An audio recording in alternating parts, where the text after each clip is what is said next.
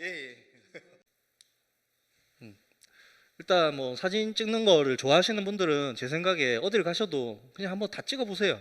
다 찍어 보고 나중에 뭐 고르시고 용량이 부족하면 지우시고 하면 되니까.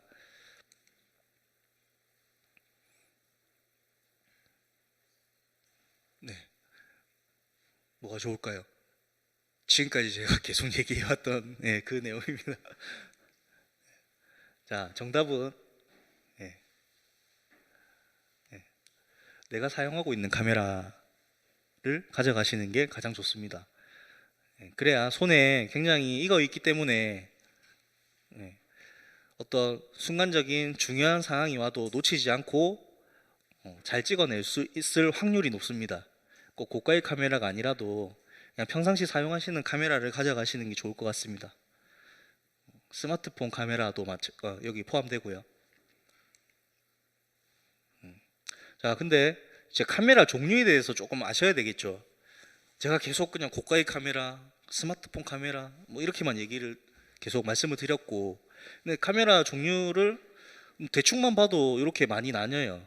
근데 이 중에서 제가 전체를 다 설명하기에는 뭐 좀 시간이 부족한 것 같고, 제일 좋은 카메라라고 생각하는 그 렌즈 교환식 DSLR 카메라에 대해서 간단하게 설명을 좀 해드리고 넘어갈게요. 자, 일단 예전하고 가장 큰 차이가 이런 차이입니다. 예전에는 우리가 카메라 하면 필름 카메라를 떠올렸고요. 지금은 이 필름 역할을 하는 디지털 카메라 속에 이미지 센서가 들어가 있습니다. 요거는 그냥 일반적으로 반도체인데요. 뭐 포털에 검색을 해보셔도 이게 뭔지 금방 나옵니다. 그래서 그림으로 비유를 하면 사진을 필름이 종이죠. 도화지, 스케치북. 그리고 카메라가 뭘까요? 붓입니다. 도구. 네. 그림을 그릴 수 있는 도구고, 빛이 물감 역할을 하는. 네. 그래서 사진으로 비유하면 그렇습니다. 예전에는 이 카메라도 그렇고 마찬가지예요. 이게 거리계 연동식 카메라라고 하는 옛날에 그 필카 방식 그대로예요. 옛날에 뭐 몇십 년, 몇백 년 전부터 나오던.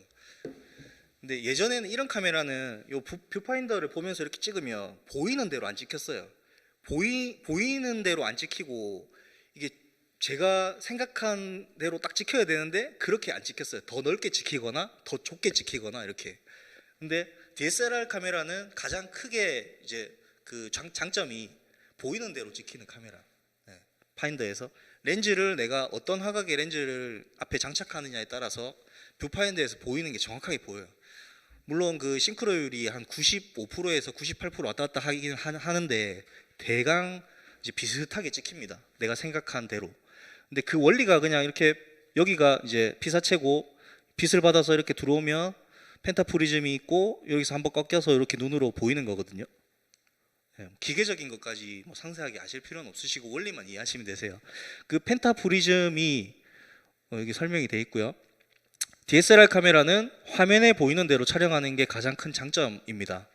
자, 현 시대에서는 보이는 대로 찍히는 게 당연하지 않은가라고 생각할 수 있겠지만, 이전 카메라들은 보이는 대로 찍히지 않는 카메라들이 많았습니다. 그거는 조금 관심 있는 분들은 한 번만 검색해 보시면은 아실 수 있을 거예요. 그래서 그게 약간 혁신적이었어요. DSLR 카메라는. 자, 렌즈를 교체할 수 있다는 것은 엄청나게 큰 장점이죠. 지금 나와 있는 시중에 있는 카메라들 중에서도 스마트폰도 마찬가지죠. 렌즈 화각이 정해져 있어요. 렌즈를 못 바꾸잖아요. 근데 렌즈를 바꿀 수 있는 거는 그만큼 내가 이 동일한 위치에 서서 렌즈만 바꿔가면서 멀게 가깝게 찍을 수 있다는 그런 장점이 있는 거거든요.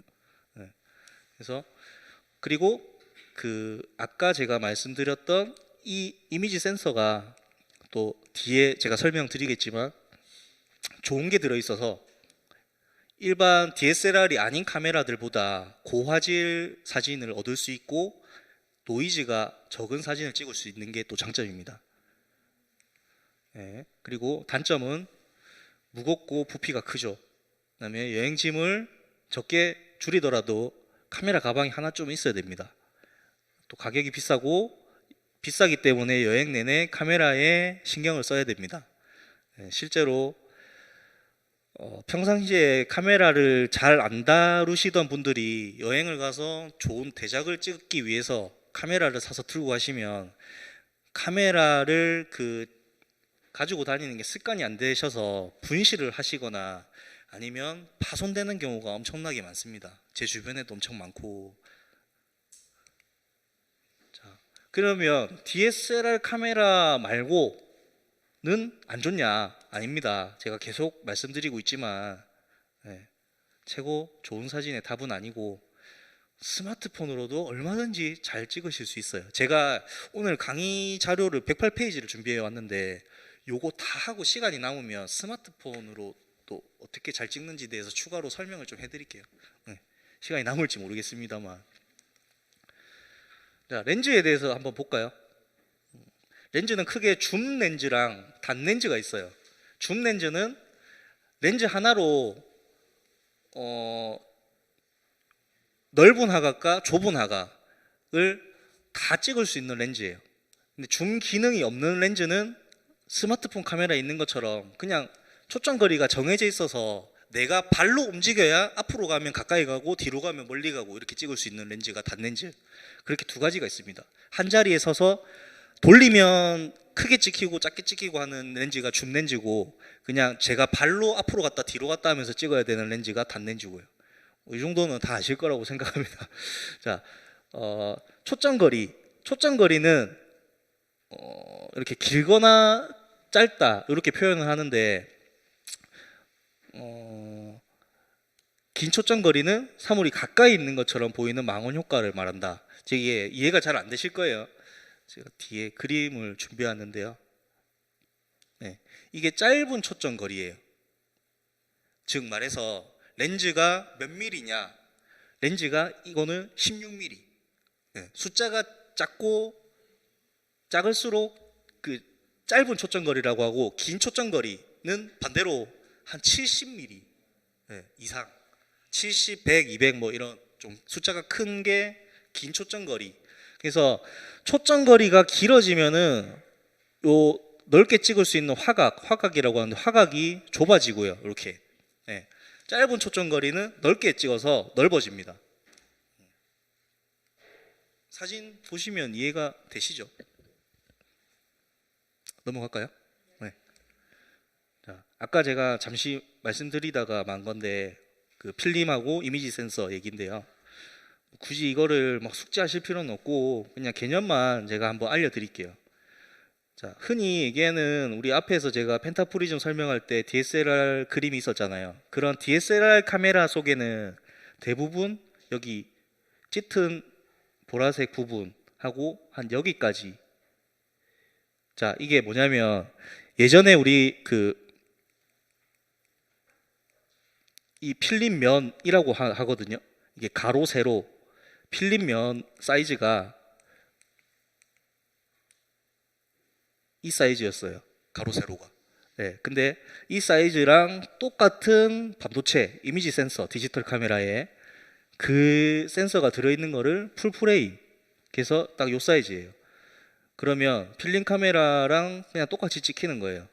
근데 뭐 APS-C 뭐 이런 센서도 있고, 그다음에 뭐 쭉쭉쭉 더 작은 뭐 요 정도 되면은 이제 아이폰 카메라, 스마트폰 카메라죠. 그러니까 화소수가 무조건 숫자만 높다고 좋은 카메라, 화질이 좋은 카메라가 아니고, 제일 중요한 거는 이미지 센서 크기예요. 요거는 오늘 정확하게 알고 가시면 좋을 것 같아요. 어디 가서 사진 얘기하실 때도, 야, 우리가 흔히 카메라를 사러 오프라인 매장에 잘 가진 않죠, 요즘에. 근데 예전에 카메라 파시는 분들이 제일 많이 좀 착각을 하게 만들었던 내용이 이 내용이에요. 그냥 카메라 박스나 매뉴얼에 적혀 있는 화소수만 들이대면서 이거 화소수 이렇게 높아서 좋은 카메라예요, 이렇게 얘기했던 거. 그러면 사는 사람은 그것만 믿고 사는 거죠. 근데 화소수가 높아도 요만한 센서가 들어있고 화소수가 높으면 좋은 카메라가 아니에요. 그러면 뭐 좋은 사진을 찍을 수 있겠으나 그게 이제 그 물리적으로 파일 크기가 한계가 있어요. 그래서 어쨌든 이미지 센서 크기가 클수록 좋은 카메라입니다. 예. 근데 자, 예를 들어서 제가 설명 한번 해드릴게요. 자, 이미지 센서가 이만한 게 들어있는 카메라가 있고 이만한 게 들어있는 카메라가 있어요. 두 개가 있어요. 이게 1번 카메라, 2번 카메라. 근데 2번 카메라의 화소수가 800만 화소, 1번 카메라의 화소수가 2000만 화소. 이게 더 화소수가 작죠. 그래도 이게 훨씬 좋은 카메라예요. 예, 이미지 센서가 커야 좋은 카메라예요. 예, 그것만 오늘 알고 가시면 되세요. 자, 그래서 또 다음 넘어가면, 자, 이게 무슨 말일까요? 그래서 여행을 가실 때 부피, 무게 등등 부담스럽고 가서 내가 통제를 할 수 없겠다 싶은 분들, 그리고 자체 모드, 대표적으로 요즘에는 그 액티비티, 그러니까 이런 지금 여기 들고 있는 카메라가 그 고프로라는 뭐 그런 카메라인데요. 이제 뭐 물속에서도 찍을 수 있고 이제 뭐 이렇게 스카이다이빙 할 때도 쓸 수 있고 다양한 어떤 그 험한 어떤 여행을 하면서도 즐길 수 있는 카메라인데, 이제 그런 카메라도 있고 또 동영상을 또 찍을 수 있는 카메라도 있고 요즘에는 기능에 그래서 그런 다양한 모드를 활용할 사람들은 DSLR보다는 아닌 카메라가 더 나은 것 같아요. 자, 그거에 대해 설명을 잠시 드리면, 그 일단 이게 조금 개념만 아시면 되는데, 광학식은 말 그대로 기계식. 그래서 DSLR이 실제로 렌즈를 바꿔서 끼웠다 뺐다 하죠. 그게 그냥 쉽게 얘기하면 광학식이고, 전자식은 말 그대로 스마트폰 우리가 줌 이렇게 하면은 렌즈가 가까이 있는 것처럼 찍히잖아요. 그게 전자식. 네, 그렇게 이해하시면 돼요. 그래서 소프트웨어 방식, 요 밑에 우리 후자 방식은 별도로 광학 기계식 장치가 필요하지 않습니다. 그래서 그냥 그 자체로 안에서 전자로 그냥 해결을 하기 때문에 콤팩트 카메라, 요즘에는 잘 없지만 똑딱이 카메라처럼 스마트폰처럼 저렴하게 적용하기가 유리하고, 그래서 이용자가 쉽고 간편하게 사용은 가능해요. 근데 광학식 요 위에 A에 비해서 화질이 좀 떨어지는 단점이 존재합니다. 자, 요거는 좀 극단적인 예이긴 한데요. 아까 이미지 센서 얘기랑 좀 이어지는 내용일 수도 있는데, 찍은 자체로만 봤을 때는 둘 다 이럴 것 같아요. 자, 스마트폰에서 보셨을 때는 아무리 좋은 카메라로 찍은 사진도 스마트폰 크기가 작으니까 거기서만 보면은 그냥 딱 고만하게 보이잖아요. 근데 스마트폰에서 찍은 사진도 거기서 보면 좋아 보이고, 그다음에 좋은 비싼 카메라로 찍은 사진도 거기서 보면 스마트폰 화면만하게밖에 못 보니까 또 좋아 보이고, 그래서 비슷하게 다 좋아 보여요. 근데 중요한 거는 이 사진을 조금 크게 크기를 키웠을 때 이런 이제 차이가 납니다. 네. 조금 더 고가의 카메라로 찍은 사진은 조금 더 많이 확대를 하더라도 이렇게 굉장히 선명한 상태를 유지하고, 상대적으로 조금 저가의 카메라로 찍은 사진은 사진 내용이야 어쨌든 간에 일단 뭐 물리적으로 이렇게 조금 픽셀이 깨지는 문제가 발생합니다. 자, 근데 사진 촬영 후에 사진을 활용하시는 목적이 굉장히 중요하다고 생각해요. 인화를 하실 건지 아니면 그냥 컴퓨터에서만 보실 건지 스마트폰에서만 뭐 공유를 하실 건지, 꼭 DSLR 카메라처럼 뭐 좋은 기종을 사용하실 필요는 없는 게, 인화물이 아니면 여기서만 컴퓨터나 스마트폰에서만 보실 거면 꼭 화소가 엄청나게 뛰어난 이미지 센서가 큰 그런 고가의 카메라를 좀 사용을 꼭 하셔야 될 필요는 없어요. 그러면 여행 사진을 찍기 위해서, 여행을 가기 위해서 챙겨야 될 이제 액세서리도 중요한데요. 삼각대 엄청 중요하죠. 이게 빛이 모자라는 상황, 실내, 어두운 실내거나 야외지만 해가 진 후에 찍으려면 삼각대가 있으면 아주 좋습니다. 근데 사용하지 않고 짐만 될 수도 있어요. 그래서 잘 생각해 보셔야 돼요. 특히 삼각대는 해외여행 갈 때 들고 갔어요. 만약에 들고 갔는데 이거를 사용을 안 할 수도 있어요. 한 번도 귀찮아서 들고 다니면 엄청 무거우니까. 그래서 그런 부분들을 요 스트로보도 마찬가지고요. 이게 그 조명인데요. 카메라에 이제 연결해서 쓰는 조명인데 조명이 없어도 뭐 조금만 노력하면 좋은 사진을 찍을 수 있고 배터리는 하나 정도 보조 배터리를 가져가시는 것도 중요하다고 생각해요. 그리고 메모리 카드도 충분히 좀 준비를 하셔야지 나중에 이제 용량이 모자라서 사진을 더 이상 못 찍는 상황이 발생하면 좀 안 되니까 대비하셔가지고 저 같은 경우도 작년에 그 태국 여행 갔을 때도 메모리 하나만 가져가면 될 줄 알고 갔다가 저도 모르게 사진을 너무 많이 찍은 거예요. 그래서 그 나라에서만 메모리 카드를 2개를 더 사서 찍고 왔어요. 해외에 나가서 사면 이게 이게 뭐 브랜드인데요. 이게 메모리 카드 만드는 브랜드인데 한국 오면 AS가 안 돼요. 해외에서 산 거는. 예. 그래서 만약에 계획이 있으시면 미리 한국에서 사서 가시는 게 가격도 더 저렴하고 또 갔다 와서 계속 쓰시기도 더 나으시고 그래서 용도를 잘 생각해 보시고 가져가시는 게 좋을 것 같아요. 자, 저희 집이 제주도 그 애월에 있어요. 저희 집 옆에 그 애월 해안도로가 있는데 그 해안도로 한 중간쯤 가보면 이렇게 관광 안내도라고 해서 이렇게 있습니다. 여행을 다니실 때 꼭 국내 해외를 떠나서 지도가 없는 관광지인 경우에는 이렇게 카메라로 이런 걸 발견하시고 찍어 놓으시면 엄청 유용하게 사용하세요. 그 지역을 특히 며칠씩 이렇게 구석구석 둘러보실 거면 찍어 놓으시면 핸드폰으로 전송해 놓든 카메라 속에 그게 들어있든 그냥 실시간 찾아서 확대해서 볼 수 있기 때문에 좋고요. 그다음에 뭐 자차 렌트나 뭐 그런 부분 없이 다니실 경우에는 대중교통 시간표 또 영수증 이런 거 예전에는 저희 일일이 썼었어야 되잖아요. 예, 그 쓰려면 오래 걸리잖아요. 뭐 어디서 뭘 했고 얼마였고. 근데 그냥 찍어 놓으시면 이런 컷들은 나중에 따로 분류를 해서 여행 다녀오신 다음에 그 목록을 또 만들어서 되돌아보실 수도 있고 유용하게 사용합니다. 요거는 뭐 여행 가는 길보다는 제가 그냥 항상 일주일에 한 번씩 집에 왔다 갔다 할 때 모습입니다. 그냥 항상 카메라를 이렇게 들고 다니고 예. 운 좋으면은 이렇게 이쁜 하늘도 볼 수 있고요. 아침 일찍 가면 오늘 여기 올 때도 이랬어요. 하늘이 오늘 바람이 엄청 많이 불어가지고 비행기가 엄청 막 이렇게 좀 무섭게 내렸는데 그 다 원주분들인데 그분들도 내리시면서 와 오늘 너무 심하다고 이렇게 막 터뷸런스가 막 이게 그래서 좀 손에 막 땀도 좀 나고 했었는데 자 여기서 한번 다시 생각을 해보고 좀 넘어가 볼게요. 한번 읽어보세요. 제가 지금까지도 최대한 이제 좀 쉽게 설명을 드리려고 접근을 했고 이제 사실은 뭐 제가 알고 있는 거를 다 설명하기 시간도 부족할 뿐더러 다 얘기를 해드릴 필요도 없다고 생각해요. 사실은 뭐 저보다 더 사진을 오래 찍어 보신 분들도 있으실 거고 여기 사실 이 자리에 근데 뭐 이론적인 부분이 사실 엄청 중요하죠. 예. 모든 학문에서 이론보다 더 좋은 건 없다고 이렇게 뭐 학자들이 얘기를 하는데 뭐 실제로 그런 지식들은 사실은 우리가 개인 취미로 하거나 여행을 가서 그냥 내가 좋은 사진을 찍고 싶을 때는 좀 방해하는 요소가 될 수도 있기 때문에 또 너무 이론에만 또 집착하시는 것보다는 좀 창의성 있게 이렇게 찍는 것도 중요하다고 생각해요.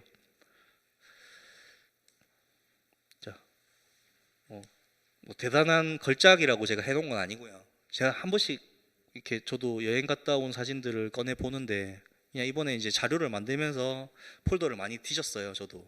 그래서 뭐 몇 년 전 데이터부터 보다가 요거 지금 배 위에서 찍은 거예요. 이게 제가 그 이탈리아 그 베네치아인데 베네치아 지금 제가 여기 안에 있는 곳이 수상버스 타고 숙소 들어가는 길에 이게 엄청 동화 만화 같지 않아요? 이게 책 보는 소년인데 예, 지금 이제 보신 거예요? 이게 엄청 이게 그냥 너무 만화처럼 너무 이게 좋더라고요. 이 사진이 뭐 대단한 법칙에 제가 기준을 두고 찍은 사진은 아니고 그냥 지나가다가 너무 이쁜 장면이 있어서 그냥 찍은 사진인데 제가 바탕화면도 되게 오래 해놓고 쓰고 이렇게 했었는데 2015년도에 여행 갔을 때 찍은 사진입니다. 이거는 DSLR로 찍었고 그 24에서 70mm라는 줌 렌즈를 꽂고 갔었거든요. 뭐 렌즈를 추렁추렁 들고 가진 않았고 하나만 딱 DSLR에 꽂고 갔었어요. 그래서 요거 70mm로 줌을 당겨서 찍은 거예요. 예, 요것보다 더 먼 거리에 있었는데 자, 좀 구조적인 부분을 더 들어가면 촬영할 때 중요한 거는 노출이죠. 그러니까 촬영 내용을 떠나서 어떤 그런 해석적인 내용을 떠나서 일단은 사진이 너무 환하게 찍히거나 너무 어둡게 찍히거나 그 다음에 초점이 안 맞게 찍히거나 하면은 그거는 못 쓰잖아요, 사진을. 예, 일부 뭐 광고 사진에서는 일부러 의도를 하고 그렇게 찍는 경우가 있으나 우리가 일상생활에서 찍는 사진은 사실 그렇게 하면은 버려지니까 사진이. 그래서 그때 중요한 게 노출이 가장 중요한 포인트입니다. 자, 렌즈를 통해서 빛이 들어와서 이미지 센서, 그러니까 디지털 카메라에서 치면 필름이죠. 필름에 기록되는 순간 그 밝기, 어둠 뭐 그런 거고요. 노출이 사진의 빛의 양을 조절하는 것이고 뭐 이렇게 얘기합니다. 뭐 언더다, 뭐 부족하면 뭐 그래서 빛의 양을 조절하는 요소는 크게 조리개, 셔터 스피드, ISO 이렇게 세 가지로 나누어지고요. 한 번쯤 다 들어보셨나요? 자, 다 메모하셨으면 넘어갈까요? 그래서 뭐 제가 만든 자료는 아니고 저는 이제 뭐 출처는 다 남겼습니다. 이렇게 굉장히 유명하게 웹에 떠도는 사진이에요. 이게 그래서 실제로 찾아보셔도 찾으실 수 있을 거예요. ISO 셔터 뭐 이게 한국말로 하면 구멍인데 어쨌든 이게 혹시 그림이 이해가 되시나요? 아니면 봐도 잘 모르겠다 싶은 분이 계시면은 제가 바로 설명을 좀 해드리고 넘어갈게요. 자, 세 가지를 따로 이렇게 분류를 해놓은 거죠. 좀 이해하시기 쉽게 그림으로. 자, 내가 예를 들어서 이 사람을 찍어요. 사람을 찍는데 조리개 값이 1.4 요 수치로 찍으면 여기 사람을 초점을 딱 맞추고 카메라 우리 딱 대면 삐빅 하죠. 반셔터 누르면. 예. 그러면 여기다 딱 대고 탁 찍어요. 찰칵 찍으면 요 뒤에 있는 배경이 이렇게 많이 흐리게 찍히고요. 그다음에 이 숫자가 마이너스 쪽에 가까운 수치로 찍으면 이렇게 흐리게 찍히고 플러스 쪽에 가까운 수치로 찍으면 뒤에도 이렇게 내가 초점을 사람에 맞췄지만 사람 뒤에 있는 혹은 앞에 있는 그 대상들까지도 선명하게 찍힌다는 뜻이에요. 그리고 셔터 스피드에 대해서 또 설명을 조금 드리자면 4분의 1초라고 우리가 얘기를 하는데 그러면 이 숫자로 찍으면 카메라 세팅을 해놓고 찍으면 사람이 걸어가는 거를 찍어도 이렇게 약간 흔들리는 블러 처리가 된 상으로 찍히고요. 근데 좀 빠르게 1000분의 1초 정도로 찍으면 뛰어가는 사람도 걸어가는 것처럼 찍혀요. 네. 그런 차이가 있어요. 그리고 ISO 검색해 보시면은 뭐 굉장히 좀 거창하게 뭐 어떤 정의에 대해서 나오거든요. 뭐 국제 표준화 기구에서 선정한 뭐 그래서 그 약자고 이렇게 나오는데 그렇게까지는 뭐 다 모르셔도 되고요. 그냥 ISO가 쉽게 얘기하면 뭐 이 정도다라고만 아시면 돼요. 자, ISO는 반대죠. 작은 숫자가 이쪽이에요. 자, 100에서 200, 400 쭉쭉쭉쭉 올라가서 뭐 여기 25,600까지 있는데 여기에서는 그림상. 근데 올라가면 올라갈수록 어때요? 입자가 거칠어져요. 네. 이게 뭐가 묻은 게 아니고 제가 뒤에 예제 사진도 있는데 가면 갈수록 사진이 거칠어지고 좀 까칠까칠해져요. 그냥 그런 느낌으로. 그래서 뒤로 한번 넘어가 볼게요. 자, 셔터 스피드 속도는 어떨 때 사용하느냐? 자, 크게 두 가지가 있어요. 자, 좀 전에 설명드린 대로 여기 해안도로에서 제가 오늘 수업 때문에 일부러 찍은 사진인데요. 아까 제가 보통 저렇게 블러 처리가 되려면 60분의 1초 요 밑으로 떨어져야 돼요, 수치가. 네, 그래야지 뭔가 좀 약간 흘러가는 듯한 이런 상이 맺히거든요. 제가 저거를 60분의 1초로 찍었습니다, 요 사진을. 자, 차가 어떻습니까?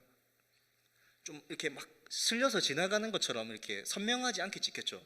자, 근데 바로 뒤에 사진을 보시면, 자, 이거는 고속 셔터 스피드. 차가 멈춰 있죠. 그냥 딱 정확하게 그냥 서 있죠. 자, 요거는 다시 뒤로 가서 보시면, 요거는 250분의 1초로 제가 찍었어요. 그러면 자, 숫자가 클수록 움직이는 대상도 멈춰 있는 것처럼 찍을 수 있어요. 셔터 스피드는. 자, 근데 여기서 조금 더 이 설명이 좀 부족하다, 나는 이해가 잘 안 된다 하시는 분들을 위해서 한 장 더 준비했어요. 자, 보이시나요? 자, 막 흘러가죠. 그냥 여기도 흘러가고. 자, 뭐 요거는 서 있는 차라서 그렇고요. 여기 지금 오토바이고 이게 그 태국에서 다니는 그 택시인데, 여기 사람은 그냥 서 있어요. 뭐 저희 일행은 아니었고 그냥 여행객인데, 자, 사람은 서 있고 움직이는 대상은 이렇게 흐릿하게 상이 블러 처리가 되죠.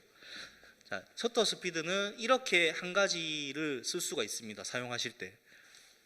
자, 그리고 두 번째로 고속으로, 자, 고속이 숫자가 큰 쪽입니다. 숫자가 큰 쪽이 고속이고 숫자가 작은 쪽이 저속. 자, 두 번째로 고속 셔터 스피드로 찍으면 지금 어때요? 사진 전체적으로 어둡습니다. 사진이. 자, 이렇게 찍혔을 때 어떻게 해야 될까요? 이 사진이 마음에 드세요? 마음에 드셔서 의도적으로 이렇게 찍으셨다고 하시면 뭐 그게 또 정답이 될 수도 있는데, 보편적으로 우리가 그냥 흔히 얘기하는 그 기준에서는 조금 빛이 모자라죠. 그럴 때는 지금 이 고속 셔터 스피드를 아까 저쪽 오른쪽, 그러니까 앉아 계신 방향에서 오른쪽으로 좀 낮춰주시면 수치를, 자, 요렇게 됩니다. 요렇게 조금 더 밝아지죠. 그러면 지금 여기 보시면 유리잔도 디테일이 보이고, 여기 빛이 들어와도 책 디테일도 살아있고, 그렇죠. 이런 사진을 저희가 적정 노출이라고 해요. 그래서 중간 셔터 스피드인데, 이게 아주 올바르게 빛이 들어왔다 해서 적정 노출. 자, 물론 조리개와 ISO와 세 가지 3요소가 다 상관관계가 있어요. 근데 일단 셔터 스피드만 놓고 봤을 때 설명을 드리자면 이게 적정 노출로 보고요. 자, 여기서 하나 더 들어갔어요. 자, 사진이 좀 밝아졌어요. 셔터 스피드는 이렇게 두 가지로 대표적으로 사용을 하세요. 여행을 다니실 때. 여기 집 근처 저희 카페인데, 자, 이런 사진은 너무 밝죠. 또 너무 밝아서 디테일이 다 사라졌어요. 막 뭉개지고. 그래서 다시 뒤로 하나 넘어가서 요 정도로 이제 맞춰 찍어 주시면 되세요. 대표적으로 셔터 스피드가 하는 역할은 크게 이렇게 두 가지다 알고 넘어가시면 되고요. 이제 조리개로 한번 가볼게요. 자, 조리개. 제가 아까 맨 처음에 제 소개할 때 제 뒷모습 사진이 있던 그쪽 그 공간이에요. 여기 갯물 오름이라고 엄청 저희 집 근처에 한 15분 거리에 있는데, 낮은 오름으로 관광객들이 엄청 많이 오는 이제 그 공동 목장이 있는 데거든요. 네, 며칠 전에 이것도 예제 사진 만들러 갔다가 찍어온 사진이고, 자, 그냥 이렇게만 보셨을 때 도대체 이 사진으로 뭘 말하려고 하는 거야 이렇게 생각하실 수도 있어요. 자, 낮은 조리개 수치, 아까 숫자가 작은 쪽, 자, 그냥 이렇게 찍혔어요. 근데 여기서 조금 더 드라마틱하게 우리가 만들어 보고 싶다, 사진을 같은 앵글로. 자, 보이시나요? 조리개를 아까 앉아 계신 방향에서 좌측에 숫자가 높은 양수 쪽으로 옮기시면, 높은 조리개 수치 쪽으로 가시면 이렇게 쪼아주는 맛이 있어요. 그러니까 쉽게 얘기하면 우리 그냥 지금 화면 보시잖아요. 근데 눈으로 이렇게 쪼아 보시고 그냥 보시고 이게 좀 다르실 거예요. 이 깊이감이. 그리고 밤에 어디 도로를 가실 때 가로등이 쫙 켜져 있잖아요, 양쪽으로. 그럴 때도 차에 만약에 신호 걸리셔서 앉아 계시면 눈을 이렇게 찌푸려서 보세요, 한번. 그러면 빛들이 이렇게 별 갈라지는 것처럼, 가로등 빛들이. 그리고 전체가 선명하고 깊게 보여요. 자, 그런 차이가 있어요, 조리개는. 그냥 좀 조리개 수치를 마이너스 음수 쪽으로 낮게 해놓고 찍으면 그냥 이렇게 별 재미없는 사진이었는데, 조리개만 조금 돌려서 수치를 바꿔줬더니 좀 이렇게 조금 더 그냥 이쁜 사진이 될 수도 있다, 이렇게 아시면 되고. 자, 그 다음은 이게 지금 잘 표현이 되는지 모르겠어요. 앉아 계신 자리에서. 이게 엄청 노이즈가 많은 사진이거든요. 혹시 안 보이시죠? 잘 안 보이네요. 제가 굉장히 극단적으로 일부러 찍어온 사진을 일부러 또 가져왔는데 이게 원래 엄청 자글자글해서 좀 쓰기 힘든 사진이에요. 사실은 어디 누구 보여주기도 민망한 그런 사진. 그래서 IS 이게 높은 수치로 찍으면 아까 제가 설명드린 대로 노이즈가 많이 생겨요. 사진에 막 자글자글한 막 그 우리 조금 더 이해하시기 쉽게 제가 설명을 드리자면 TV 같은 거 유선 TV 보시면 막 그 개미가 많다고 하잖아요. 막 자글자글하고 막 그렇게 찍히는 거죠. 사진이 깨끗하게 안 찍히고. 자, ISO 관련 설명을 조금 해드릴게요. 근데 예전에는 필름 때는 우리가 카메라의 설정을 뭐 ISO 감도를 몇으로 설정해 놓으면은 그 몇의 그 기준을 두고 나온 필름들이 있었어요. 그 필름을 사러 가면 그 카메라 재료 파는 데 가면 그래서 카메라에 100을 제가 세팅을 해 놓으면은 100으로 된 숫자가 박스에 적혀 있는 필름을 넣어서 찍고 또 400을 사오면은 400으로 카메라 세팅을 해 놓고 찍고 근데 했었는데 요즘에는 이제 디지털 카메라로 바뀌면서는 그 개념이 조금 바뀌었어요. 그냥 쉽게 생각하시면 감도가 숫자가 낮을수록 빛에 대한 민감도가 낮아서 오랫동안 빛을 좀 받아야 되고요. 그다음에 감도가 높으면 상대적으로 빛을 좀 덜 받아도 오래 받은 것만큼 사진이 나와요. 자, 이게 또 설명이 굉장히 어렵죠. 또 쉽게 설명해 드릴게요. 자, 만약에 예를 들어서 여기서 사진을 찍는다고 생각을 하면 지금 어둡잖아요. 앞이 잘 보이게 하기 위해서 지금 어둡게 해놨고 지금 이 상황에서 사진을 찍으면 예를 들어서 자, 여기에 감도 100을 달아놨어요. 예를 들어서 감도 100을 달아놓으면은 그냥 조명 100개를 달아놨다 생각하시면 돼요. 그러면은 조금 덜 밝겠죠. 근데 1600을 달아놓으면은 100보다 16배가 더 밝죠. 그만큼 어두운 곳에 뭐 여행지에 가셨을 때 실내에서 찍는다든지 아니면 이제 해가 지고 나서 어두워지고 난 다음에 찍을 때는 물론 삼각대가 필요하시겠지만 감도를 좀 올려서 찍으면 훨씬 더 안 흔들리고 편안하게 사진을 잘 찍을 수 있어요. 그리고 하나 더 팁을 드리자면 노출 보정 기능이 있습니다. 이런 버튼이 스마트폰에도 아마 메뉴 들어가시면 있는 게 있을 거고요. 카메라에는 대부분 이런 버튼이 메뉴를 눌러서 들어가야 화면에 나오는 카메라도 있고 이렇게 바깥에 돌출되어 있는 버튼이 있는 경우도 있어요. 근데 이 버튼을 잘 찾아서 한번 이용해 보시면 자, 이런 화면들이 떠요. 자, 중심이 여기 있고 중심에서 좌측 우측으로 다이얼을 돌리며 움직여요. 근데 셔터 스피드 조리개 수치를 일일이 조정하지 않아도 카메라의 노출 보정 기능으로 손쉽게 노출을 변경할 수 있다. 자, 쉽게 얘기하면 밝기 정도는 어느 정도 한 스탑, 두 스탑 정도는 조정할 수 있어요.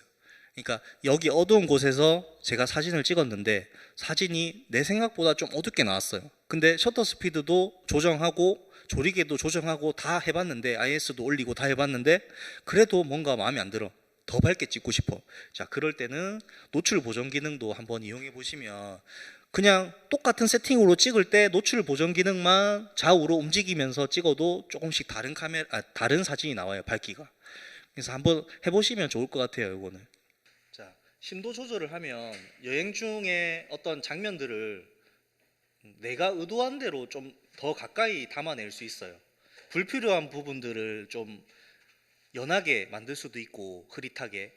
그다음에 내가 조금 더 강조하고 싶은 부분들을 조금 더 선명하거나 더 시선이 갈 수 있도록 만들 수 있는 약간 마법 같은 기능이에요. 이게 피사계 심도라고 표현하는데 렌즈의 초점은 단 하나의 면에 정해지게 되어 있으나 자, 이게 무슨 말이냐면요. 제가 그림을 안 들고 왔네요, 여기. 자, 예를 들어서 저희가 사진을 찍어요. 사진을 찍는데 자, 지금 앉아 계신 방향에서 여기 요거 지금 X배너, 요 배너 있죠, 요거. 배너를 만약에 찍는다고 생각해 보세요. 자, 배너에 카메라 초점을 맞췄어요. 뭐 수동으로든 뭐 오토든 맞췄어요. 반셔터 누르면 삐빅하죠. 자, 맞추는 상태에서 찍으면 어떻게 돼요? 여기가 선명하게 나오죠. 선명하게 나오고, 자, 예를 들어서 여기가 선명하게 나오고, 요 뒤쪽, 여기가 뒤죠. 그 다음에 여기 앞쪽 카메라 있는 데가 앞이죠. 그러면 앞뒤로는 조금 흐릿하게 찍힐 거예요. 근데 이게 조리개 수치를 내가 어떻게 놓느냐에 따라서 조금 달라질 수는 있겠지만, 그런데 여기가 우리가 딱 초점을 맞춘 면이, 만약에 우리가 이만큼을 찍어냈는데 여기를 초점을 맞추고 찍었잖아요. 근데 초점을 찍은 면을 가상의 면으로 보고 만약에 우리가 칼로 도려냈다 생각해 보세요. 그 단면을. 그러면 그 단면을 임계 초점면이라고 해요. 네. 그러니까 내가 딱 초점을 맞춘 부위. 그런데 그 부위만 선명하게 찍히고 앞뒤로는 선명하지 않냐? 아니고. 그래서 그게 피사계 심도예요. 그 영역이. 여기를 초점을 맞추면 앞뒤로 아무리 그 조리개 수치 F 값이 작은 수치로 가서 뭐 1.4 이런 렌즈로 찍어도 앞뒤로 조금씩은 더 초점이 맞게 돼 있어요. 그게 물리적으로 이제 원리가 그래요. 메커니즘이 렌즈가. 그래서 그 부분이 그 초점이 맞는 부분이 피사계 심도예요. 그 딱 내가 초점을 딱 의도하고 맞춘 부분 그 단면이 임계 초점면이고요. 네. 자, 렌즈의 초점은 단 한 면에 정해지게 돼 있으나 내가 찍을 때, 근데 실제 사진에서 초점면을 중심으로 앞뒤가 서서히 흐려지는 현상이 나타나는데, 이때 충분히 초점이 맞는 것으로 인식되는 범위의 한계를 피사계 심도라고 합니다. 제가 지금 설명을 좀 풀어서 드린 그 부분이고요. 심도는 초점이 맞게 찍히는 가장 가운데 거리에서 가장 먼 거리 사이의 그 중간을 말합니다. 이 초점이 맞게 찍힌 거리가 긴 것을 심도가 깊다고 하고, 초점이 맞는 거리가 짧은 것을 심도가 얕다고 합니다. 사진으로 제가 이 설명해 드릴게요. 초점이 맞게 찍힌 거리가 긴 것을 심도가 깊다고 하는데, 이게 아까 그 조리개 숫자 쭉 있었잖아요. 그 숫자가 양수 쪽으로 커질 때 심도가 깊게 찍힌다. 그리고 음수 쪽으로 가서 뭐 몇 점 몇 이렇게 가잖아요. 그러면 그게 초점거리 맞는 거리가 짧은 것, 심도가 얕다고 해요. 예, 숫자가 큰 쪽으로 간 게 심도가 깊다. 숫자가 작은 쪽으로 간 게 심도가 얕다. 이렇게 얘기하고요. 사진으로 찍힌 결과물을 예로 든다면 흔히 말하는 우리가 아웃포커싱 많이 들어보셨죠? 앞뒤로 날리는 거. 내가 어떤 사람을 예를 들어서 찍는데 그 사람 얼굴만 선명하게 나오고 앞뒤가 좀 흐릿하게 나오면은 좀 드라마틱하잖아요. 보통 이제 그렇게 쉽게 찍을 수 있는 렌즈가 좀 비싼 렌즈예요. 비싸게 파는 렌즈가 쉽게 찍을 수 있고, 그 아웃포커싱에 의해 피사체를 극도로 강조하는 경우가 심도가 얕은 것. 그래서 조리개 수치가 마이너스 쪽으로 이제 숫자가 낮게 내려가는 렌즈가 심도가 얕은 렌즈고, 그게 비싼 렌즈예요. 네. 좀 아웃포커싱이 잘 될수록 좀 가격이 비싸요. 그래서 그런 렌즈로는 사실 우리가 그냥 우리끼리 얘기할 때 친구들하고 얘기하면 그런 렌즈로 찍어주면 다 10명 중에 9명 와 사진 잘 찍네, 와 사진 잘 나오네, 다 이렇게 얘기하는 게 아웃포커싱이 잘 되는 렌즈로 찍으면 그렇게 나와요. 그걸로 뭐 어떤 물건을 찍어도 엄청 그 물건만 딱 부각되게 나오고 옆이 싹 날아가거든요. 옆으로 그릿하게. 그러면 엄청 이쁘게 나와요. 그래서 보통 우리가 어디 가서 누구랑 얘기할 때 야 아웃포커싱 잘 되네 하면은 심도가 얕은 것, 요것만 기억하시면 되세요. 자, 이제는 원리에 대해서 조금 봐야 되겠죠. 조리개는 아까 제가 설명드렸지만 렌즈에 있는 구멍으로 그 빛이 들어오는데 그 구멍의 크기를 조리개 다이얼을 좌측 우측으로 돌려서 조절하는 거예요.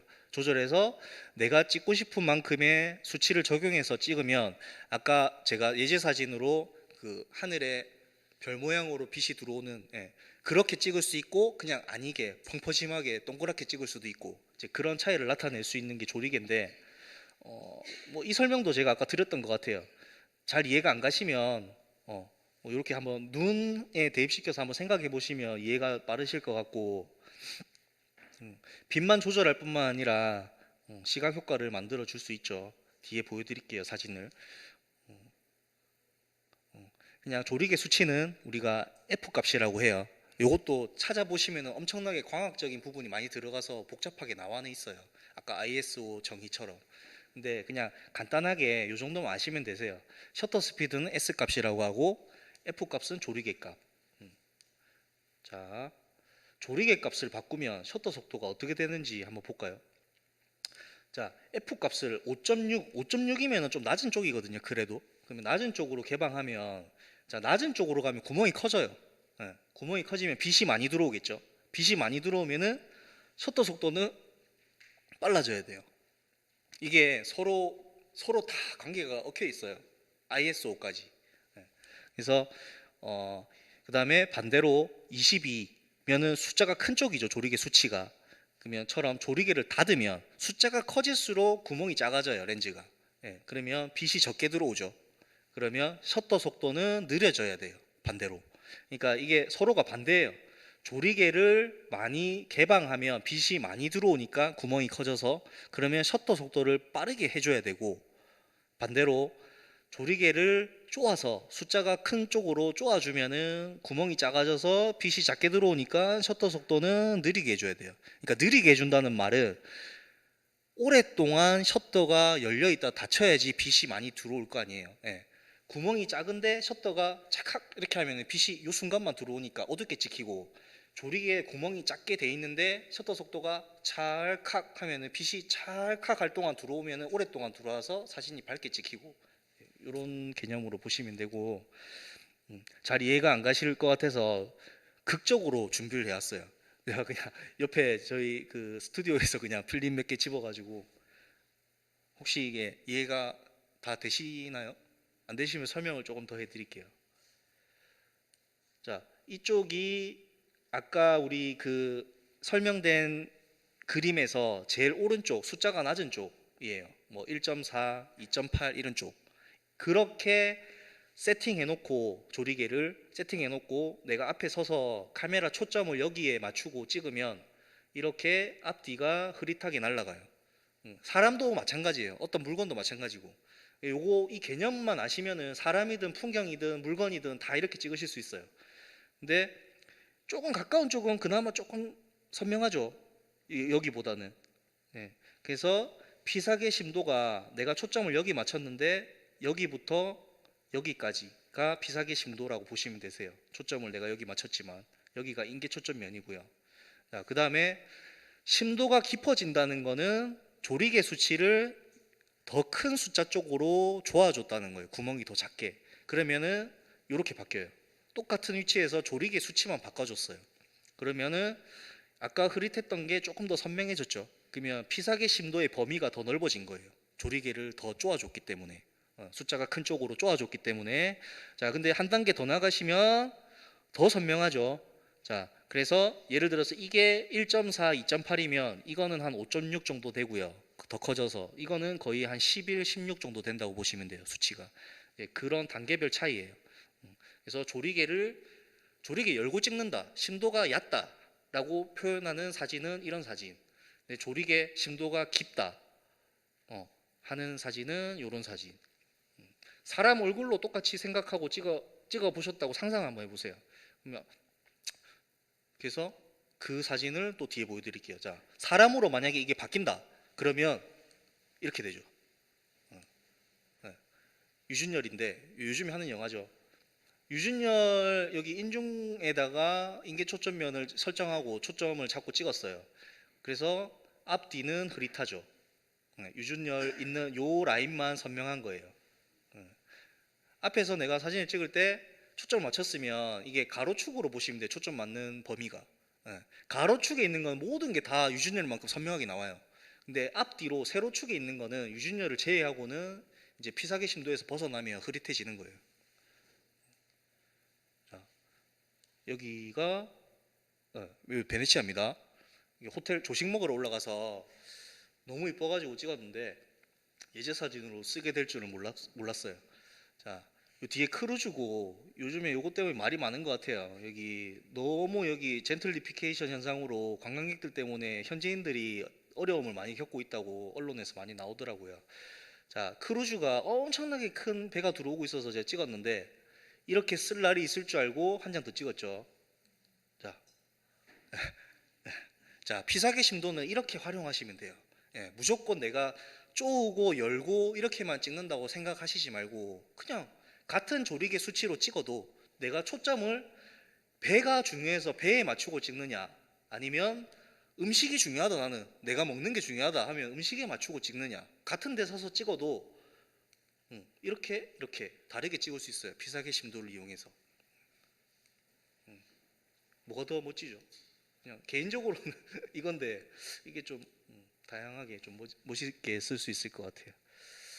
자, 또 하나는 잘 보이실지 모르겠는데 이 산이 약간 흐릿하죠. 이게 오름인데요. 요 앞에 여기 제가 초점을 맞추고 찍은 거예요. 여기 지금 잔디, 여기 목장이고 엄청 넓은 목장인데 잔디에 맞추고 찍으니 뒤에는 인계 초점면이 여기고 피사계 심도의 영역이 한 여기까지인 것 같아요. 요 이후로는 흐릿하게 지금 찍혔어요. 여기는 여기만 선명하고. 근데 요것도 한 장 더 찍었죠. 네. 지금 보면 이제는 아까랑 반대로 이쪽이 이제 제가 초점을 맞춘 인계 초점면이고 피사계 심도가 여기서 한 여기까지예요. 여기는 조금 더 흐릿하죠. 얼마든지 이렇게 실생활 또는 여행에서 바로 적용하실 수 있어요. 피사계 심도는 스마트폰으로 찍는 것도 마찬가지세요. 터치를 어디 하느냐에 따라서 그 초점 맞는 범위가 달라지거든요. 그때 이렇게 충분히 활용하실 수 있어요. 네. 좋죠. 스마트폰 얘기 또 해드리니까. 네. 그래서 이 스마트폰 얘기를 좀 해줬으면 좋겠는데 아까 쉬는 시간에 이제 말씀하시는데 이거를 잘 들어보시면 스마트폰에도 똑같이 적용돼요. 이 원리가. 네. 그러니까 그냥 나는 스마트폰으로 찍으니까 생각하시고 이 원리를 이해하시고 스마트폰에 적용하시면 똑같아요. 자, 근데 뭐 꼭 이런 큰 DSLR 카메라가 아니라도 하다못해 이런 제가 들고 다니는 이 별거 아닌 카메라처럼 보이는 카메라도 엄청나게 버튼이 많죠. 뒤에 보면. 그래서 이런 거 다 어디다 쓰는 건지 뭐 모르겠어요. 그래서 하나하나 다 눌러봐도 잘 모르겠고 매뉴얼 책자를 봐도 이해가 잘 안 가고. 그래서 이 중에서 뭐 크게 화이트 밸런스에 대해서만 제가 설명을 좀 짚고 넘어가 드릴게요. 화이트 밸런스 들어보셨어요 혹시? 이게 색온도라고 해요. 그냥 한국말로 하면. 그러니까 흰색을 예를 들어서 제가 찍어요. 흰색을 흰색처럼 찍고 싶은데 흰색이 흰색처럼 잘 안 나와요. 잘 못 찍으면 흰색이 회색으로 나오거나 검은색으로 나오거나 이렇게 나와요.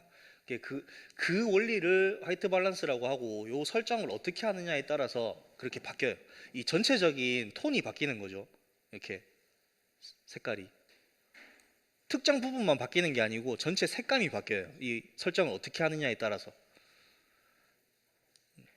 특별한 분위기를 연출하고 싶을 때 그리고 카메라에는 사용자의 편의를 위해서 프리셋이 이렇게 적용돼 있어요.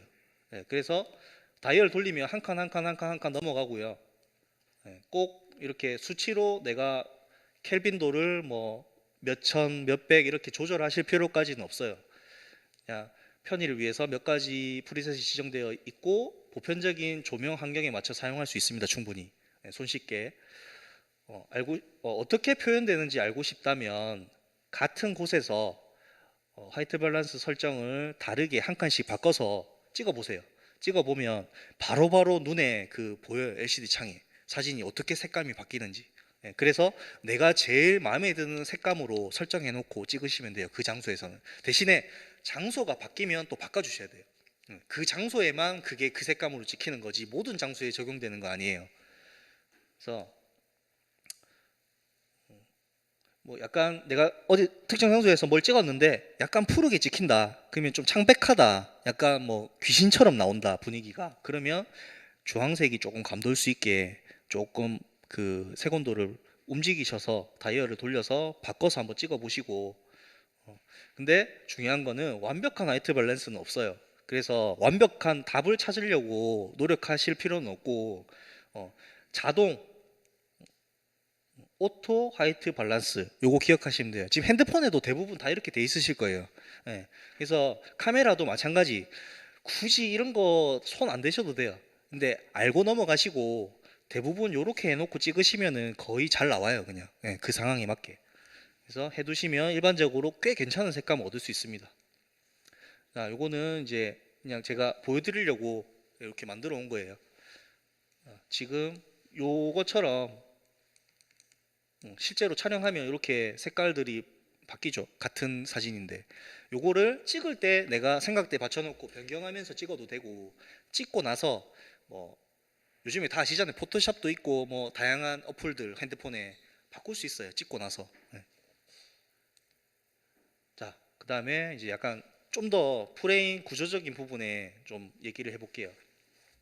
3분할 법칙이라고 들어보셨는지 모르겠는데 제일 흔하게 쓰는 법칙이고 전문 사진 작가들도 많이 써요, 이 법칙을. 그래서 가상의 선이 있다고 생각하시면 돼요. 촬영을 하실 때 프레임 속에 가로로 있고 세로로도 있고. 근데 이 여기 지금 눈 부분이 교점이라고 하거든요. 그냥 뭐 흔히 우리가 얘기할 때. 그래서 일단은 단계가 한 두세 단계가 있는데 그냥 가로형 3분할, 세로형 3분할 먼저 한번 알아볼게요. 이게 예제 사진입니다. 자, 하나, 둘, 셋. 3등분으로 가로로 제가 나눠서 찍은 거예요. 근데 요거는 얼마든지 일상생활에서 적용하실 수 있죠. 예. 요거 머릿속에 있으시면 충분히 더 드라마틱하게 담으실 수 있어요. 같은 장소에서 찍어도. 요것도 마찬가지죠. 하나, 둘, 셋. 예. 일상생활에서 충분히 가능해요. 집에 가시는 길에 바로 적용해 보셔도 되고 이런 거는. 자, 이제 그 다음에 아까 우리 교점이라고 제가 했죠. 가상의 선이 이렇게 있는데 거기 점에 걸치게, 예, 사람을 꼭 우리 옛날에 사진 찍을 때 보면 꼭 중간에 놓고 찍잖아요. 조금 탈피하시고 거기서, 예, 시각을 좀 바꾸셔서 프레임 조금만 이동해서 찍으시면 돼요. 그냥 이렇게. 예. 그러면은 이 교점에 딱 걸리면은 뭔가 사람이 봤을 때 안정적으로 보여요. 뭔가 더 이뻐 보이고 정중간에 있는 것보다. 근데 무조건 정답은 없지만 중간에 있는 사진이 더 이쁠 때도 있고, 근데 이런 방식도 있다는 거를 알고 가시면 돼요. 자, 이것도 마찬가지로 가상의 선이 교점에 지금 걸쳐져 있죠. 요거는 일부러 제가 의도해서 수업 때 쓰려고 찍은 사진이고요. 이거 2017년도 다대포 해수욕장입니다, 부산에. 자, 또 세로. 네, 세로로도 이렇게 적용할 수 있어요. 세로로. 이거는 이제 그 어떤 유명 작가의 조형물인데 제가 한번 이렇게 찍어 본 거고요. 요거는 뭐 그냥 원래 여기 있는 건물이고요, 시설. 요것도 충분히 이렇게 할 수 있고, 요거는 세로 3분할 구도에서 교점. 요렇게 선에 있는데 맞물리게 찍어 본 거고요. 이것도 충분히 찍어 보실 수 있겠죠. 그래서 여기서 드리고 싶은 말씀은, 사진을 촬영하실 때 조금 욕심을 내고 싶다면 한 장소에서 가로로도 한번 찍어보고 세로로도 한번 찍어보세요. 그러면은 점점 자기 스타일에 맞게 사진이 더 재밌게 나올 수도 있어요. 그냥 찍기 편하게 무조건 가운데만 넣고 가로로 이렇게 착각 이렇게 찍고 그냥 주머니 넣지 마시고 다양하게 한번 찍어보세요. 이것도 수업 자료 때문에 일부러 만든 거고요. 가상의 선 사이에 만나는 시점에 교점에 제가 넣어서 찍은 거고요. 또 이게 또 가로 세로 3분할 구도가 또 합쳐진 경우가 있어요. 이렇게 가로로도 뭔가 나눠놨는데 세로로도 이렇게 나눠지죠. 한번 시도해 보세요. 한 번쯤. 그래서 가로 곱하기 세로 3분할 구도. 자, 이제 이거 혹시 한번 들어보셨나요? 사진계에서 엄청 그 유명한 학자는 아니지만 사진 작가, 예, 앤셀 아담스. 사진은 그냥 찰칵 찍는 게 아니고 창조하는 거예요. 사진 그 한 장 찍히는 순간 내가 여러 가지를 기다렸다가 움직이는 걸 넣을 수도 있고, 또 내가 그냥 눈높이에서 찍으면은 어떤 건물이 수직선이 기울어질 수도 있는데 조금만 내가 각도를 낮추면 또 반듯하게 찍힐 수도 있고, 여러 가지를 그 순간에 맞춰서 찍는 거거든요. 그러니까 창조하는 거다, 사진은. 한번 읽어보세요. 자, 우리가 사진을 보는 눈을 키우거나 좀 더 좋은 사진을 내가 창의적으로 찍고 싶으면은 다른 학문도 마찬가지지만 많이 보면 돼요. 유명한 사람들의 작품을 많이 보시면은 내 실력도 자연스럽게 올라가게 돼 있어요. 자, 이제 좀 그 사진 이게 지금 원소로 돼 있어서 제가 제대로 번역을 했는지 모르겠는데 사진에 변하지 않는 법칙 이런 책인데요. 그 외국 책이에요. 근데 일단 유명한 사람들, 사진의 거장으로 불리는 유명한 사람들의 사진을 뭐 한 몇십 장, 한 몇백 장 넣어놓은 그것 중에서 제가 여행 사진 카테고리에 좀 그래도 좀 그 적용할 수 있을 만한 것만 제가 그 빼온 거예요. 그러니까 오늘 같이 한번 보시면서 생각해 보세요. 1932년 작품. 예.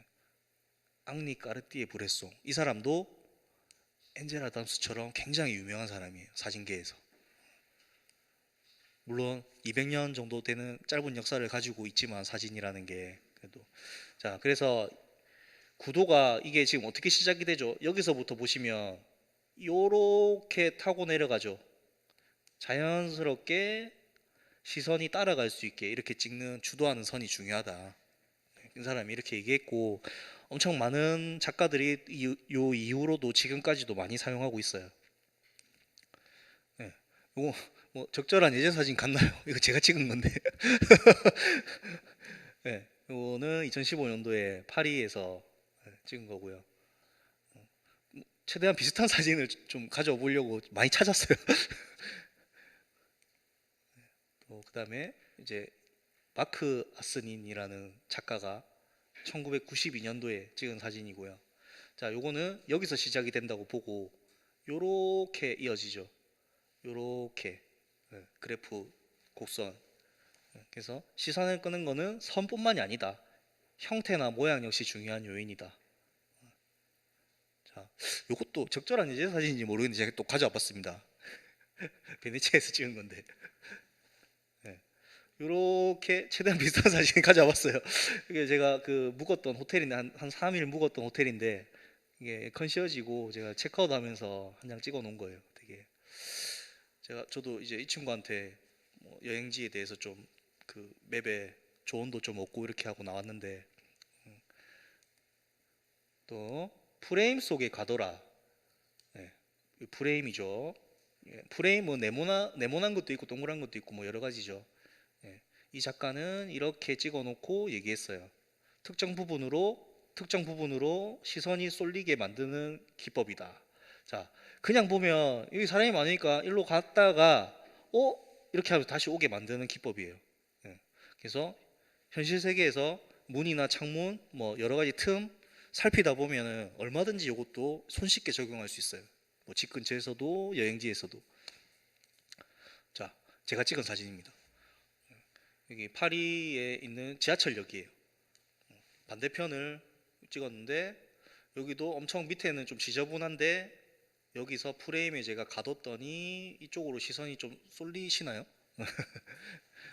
저는 뭐 이론을 예전부터 많이 접했고 그래서 2015년도에 뭐 여행 가서든 뭐 지금도 그렇고 저도 다양하게 그렇게 생각을 하면서 찍어요. 뭘 찍을 때마다. 예. 가까이 가서 찍어라. 이 사람은 참 특이하죠. 욕을 먹거나 주먹을 맞을 만한 그 정도의 거리까지 가서 위험을 무릅쓰고 찍는 유명한 작가예요. 근데 그렇게 찍으면서 사회적인 문제도 많이 이제 좀 부각시키고 이렇게 하는 사람으로 제가 알고 있는데 일단 뒤에서 물러서서 내가 망원 렌즈로 초점 거리가 긴 렌즈로 줌을 당겨서 찍으면 이 사진 특유의 이런 맛을 좀 살리기가 힘들어요. 자, 제가 또 예제 사진 보여드릴게요. 동물은 더 통제가 안 되죠. 제가 만약 멀리서 찍었으면 이 동물이 이런 포즈를 취했을까요? 저 진짜 바로 코앞에서 찍었어요. 한 요 정도 거리에서 앉아서 제가. 그러니까 이게 멀리서 줌 렌즈로 뭐 새 찍는 분들 좋은 렌즈 쓰시잖아요. 막 이만한 거, 뭐 그런 걸로 당겨서 찍으면 뭐 몇 미터까지 이렇게 가까이 있는 것처럼 찍을 수는 있어요.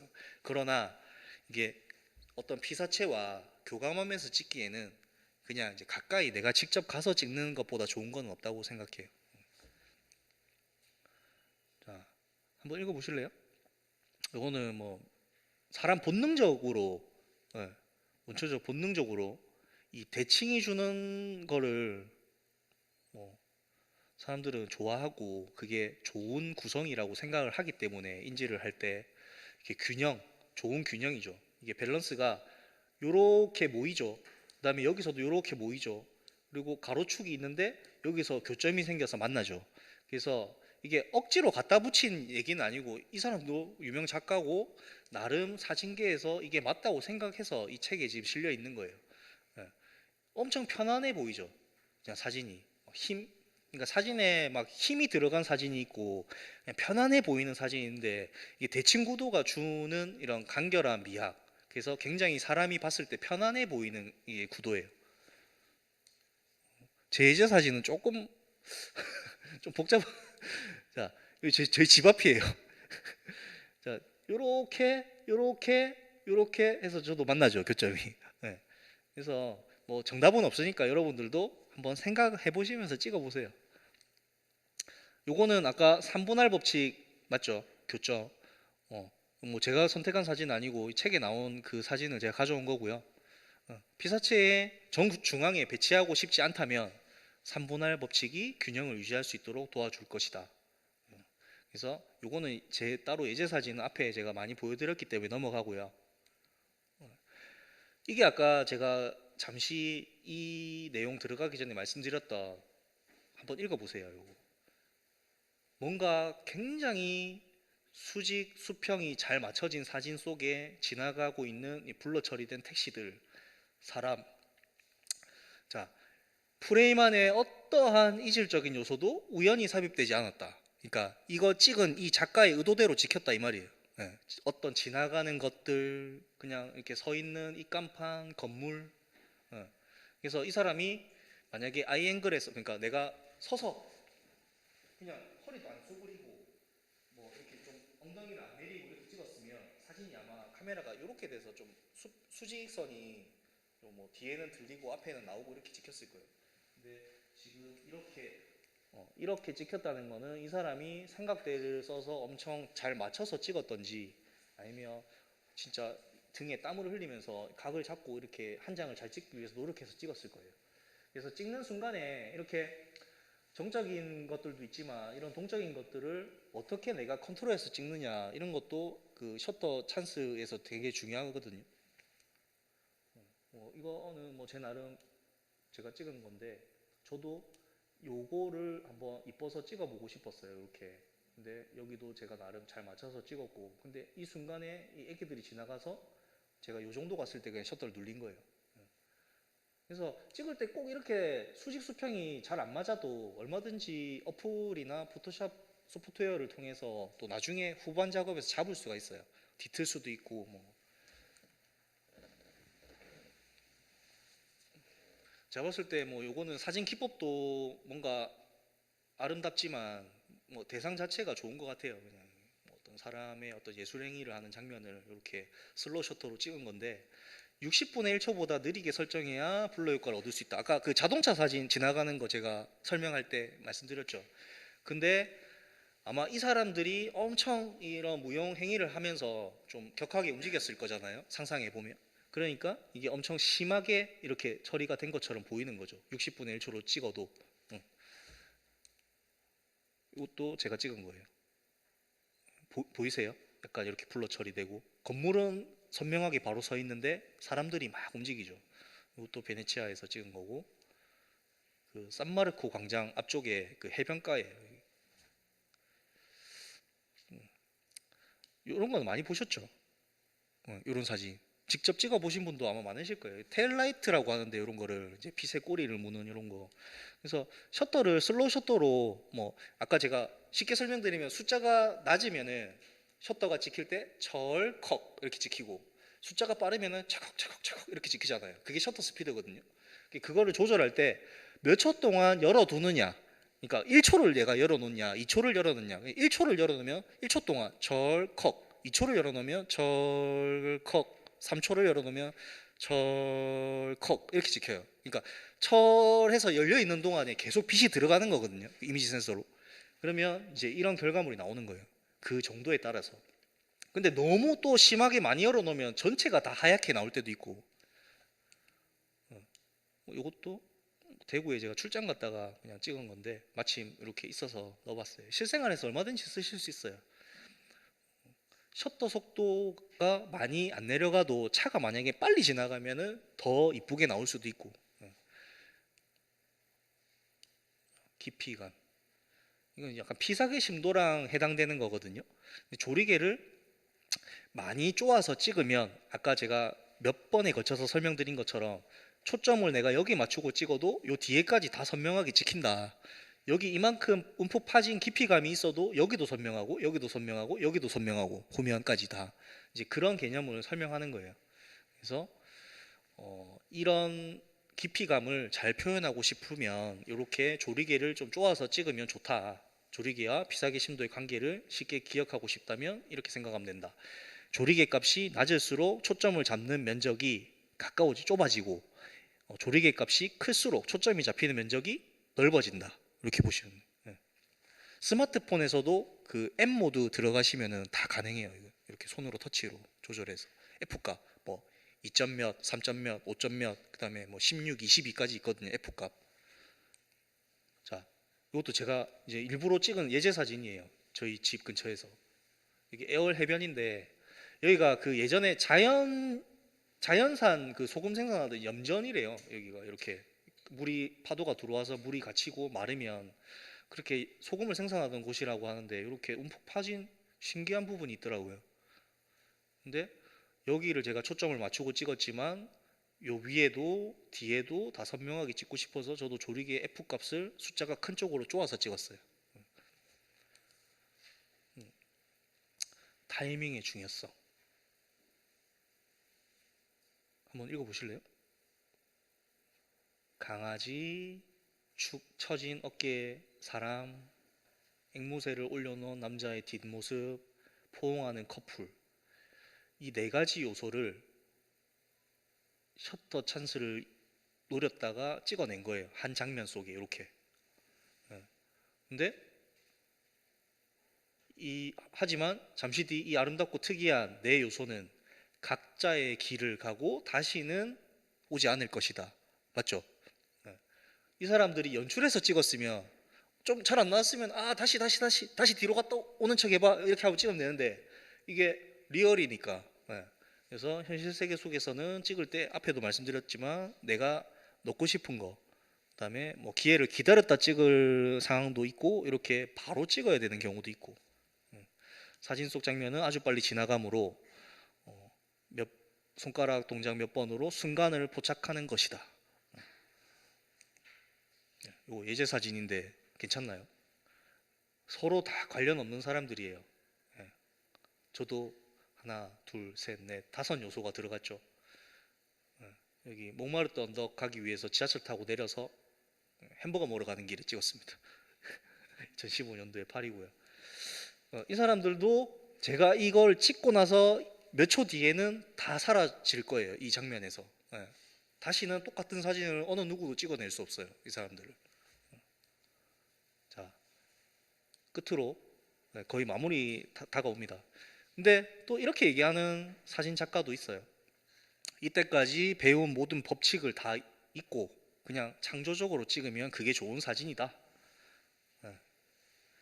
주도하는 선도 없고 3분할 법칙도 없고 프레임을 비롯한 그러니까 다 할 수 있지만 너무 많이 사용하면 사진이 뻔하다.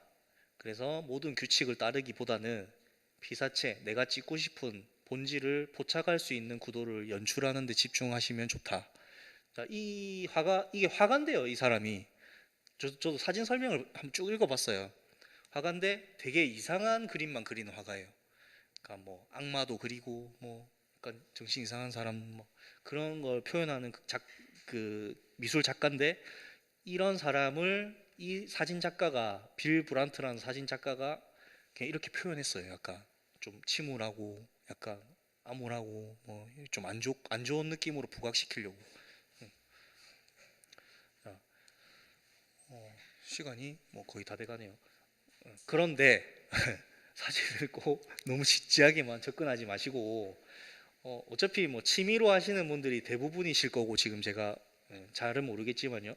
생활의 일부, 생활의 도구로 생각하시고 핸드폰 사진으로도 충분히 좋은 사진을 많이 찍을 수 있고 즐겁게 사진 찍는 게 제일 좋습니다.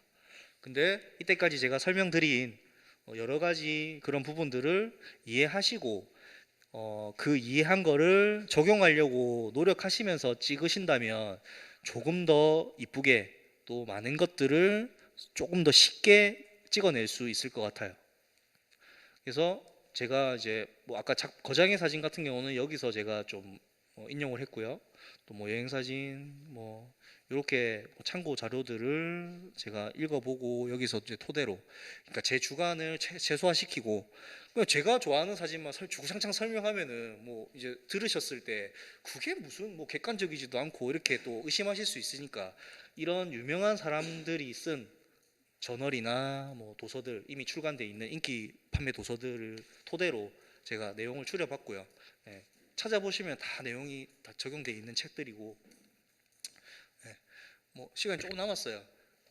질문해 주시면은 제가 약간 쪽집게 가해식으로 이렇게, 예, 좀 답변을 해드릴 수 있을 것 같아요. 제가 경험이 그래도 조금 더 있으니까. 또 질문 안 하시죠? 또 쉬는 시간에 나가 있으면 막 물어보시는데 이렇게, 예, 오픈된 공간에서 질문을 하라고, 예, 요청을 드리면 또 질문이 보통 없으시니까. 예, 예, 예, 예. 아, 그러면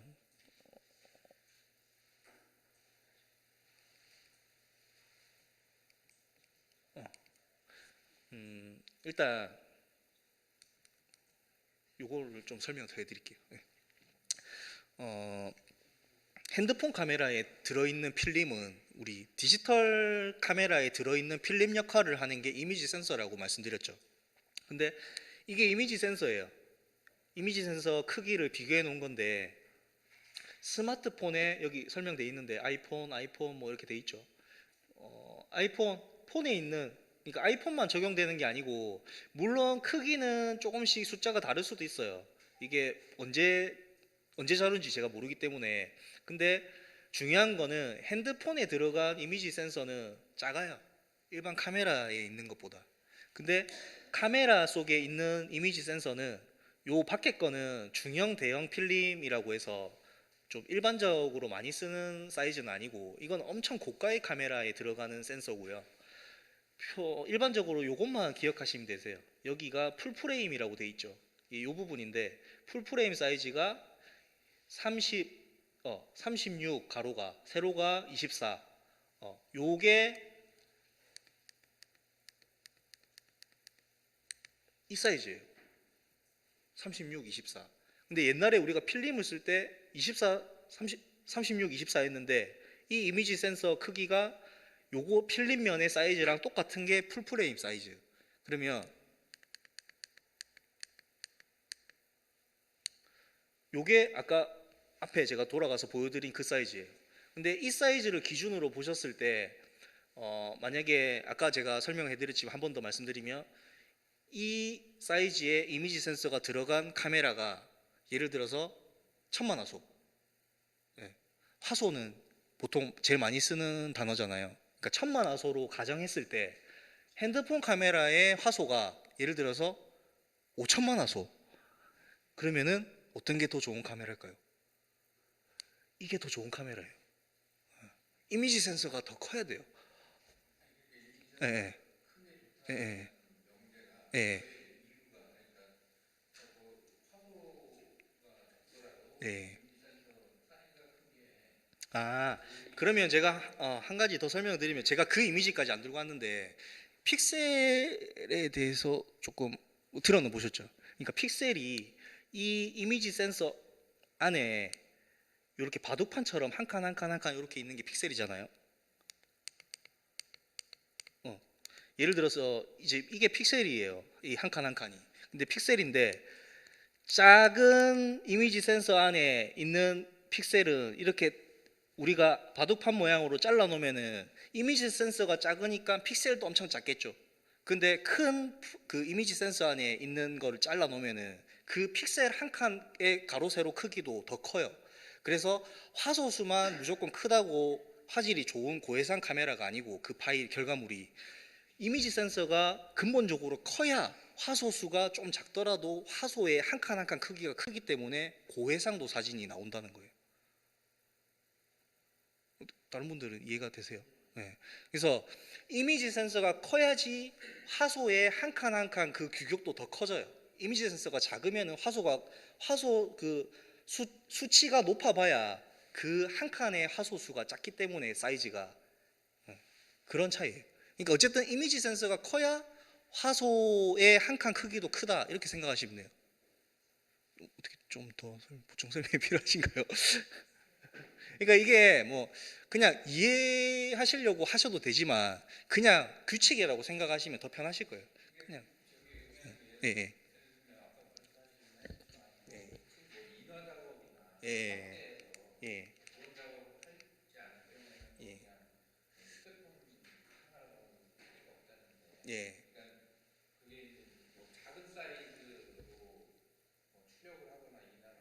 네.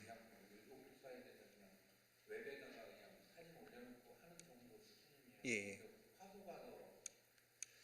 어, 뭐 화소가 큰 게 낫다기보다는 그 앞에 제가 설명드린 그런 구조적인 부분은 변하지가 않고요. 화소가 큰 것보다는 이미지 센서가 크고 화소가 조금 낮은 게 더 좋은 카메라는 맞고 기능적으로는. 근데 크게 뭐 인화를 하거나 하실 필요가 없이 핸드폰이나 홈페이지 정도 그냥 화면에서 보겠다 하시면은 뭐 이미지 센서 크기가 크거나 작거나 별 영향은 없는 거죠. 예, 그냥 그렇게 보는 용도로만 느끼실 거면. 예,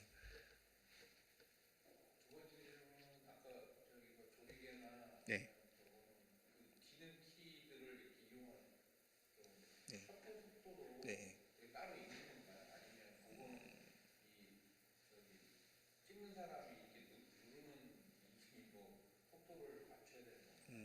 잠깐만요. 제가 요 부분에 대해서 하나 팁을 드리면 금방 말씀하신 게 잘 이해가 안 가신다면 다른 분들도 좀 좋은 카메라에서 찍은 파일을 컴퓨터에 다운받았다가 그걸 핸드폰으로 전송해서 핸드폰에서 한번 확대해서 한번 보세요. 그러면 엄청 입자가 촘촘해요. 선명하고 확대를 해도. 근데 핸드폰으로 찍은 사진은 최신 카메라로 찍어도 정말 잘 나온 것 같아도 화면으로 봤을 때 확대하면은 깨져요. 자글자글해요. 막 이렇게. 그런 차이가 있어요. 이 이미지 센서 크기가 그만큼 중요한 거예요. 사진 결과물에는. 근데 금방 말씀하신 게 이제 또 셔터 스피드에 대해서 물어보셨는데 요 그림 띄우면 되나요? 아니면 그러니까 셔터 속도가 내가 직접 예.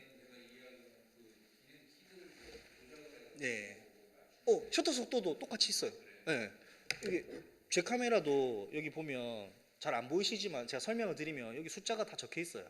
예. 그러면 내가 요거를 뭐 한 칸 이렇게 소리 들리시죠? 이게 한 칸씩 돌릴 때마다 셔터 속도가 바뀌어요. 그래서 지금 제가 오면서도 바깥에 찍었는데 날이 너무 좋아가지고 오늘 셔터 속도 막 1000분의 1초, 2000분의 1초 이렇게 찍어야지 하늘이 파란 게 좀 보이고 구름도 디테일하게 표현되고 그러니까 조리개 수치도 카메라에서 조절하실 수 있고요.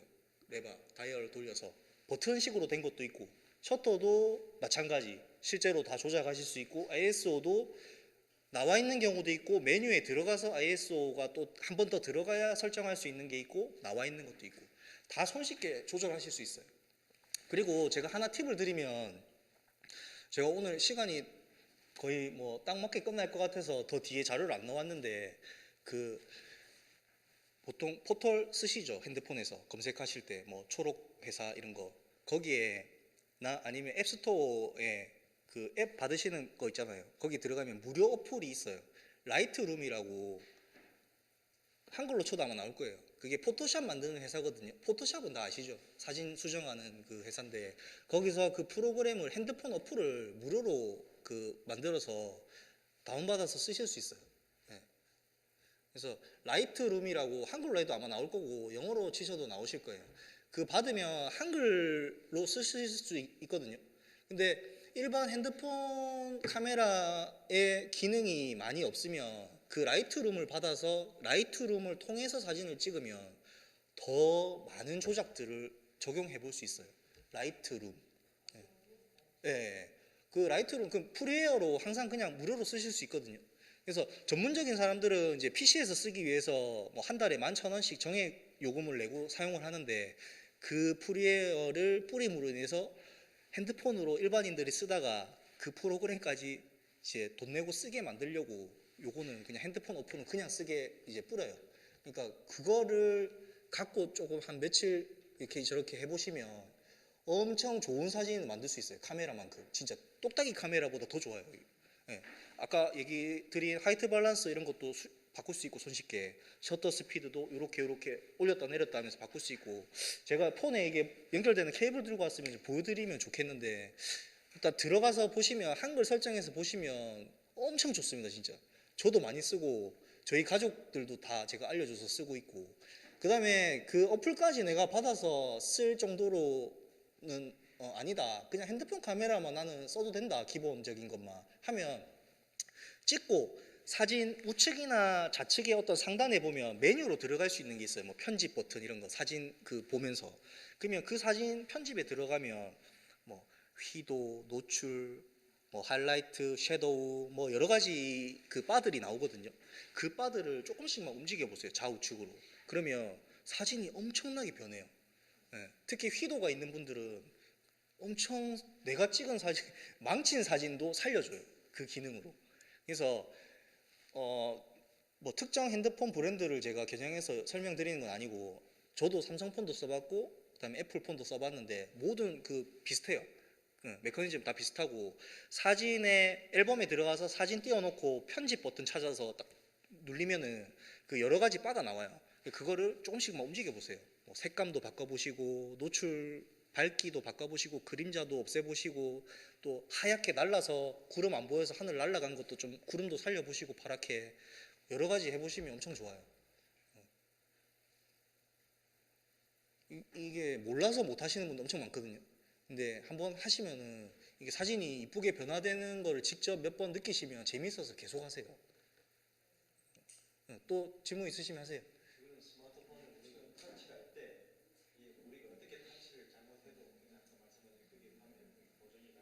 근데 완전히 망친 사진은 솔직히 뭐 안 될 수도 있죠. 근데 대부분 만약에 내가 좀 잘못 찍어서 어둡게 찍혔거나 밝게 찍힌 거를 조금 더 완화시킬 수 있는 거죠. 네, 조금 더 평균에 가깝게 누르는 팁. 근데 아마 제 생각에 그 기능이 있을 거예요. 그 제 폰도 여기 그냥 이렇게 눌러도 찍혀요. 이거 버튼 옆에 다 있어요. 스마트폰에. 그냥 꼭 이렇게 안 찍으셔도 이렇게 찍다가 흔들리잖아요. 그래서 이렇게 그냥 툭 이렇게 위에 카메라처럼 눌리면 찍혀요. 다 요즘에 스마트폰 다 있어요. 예.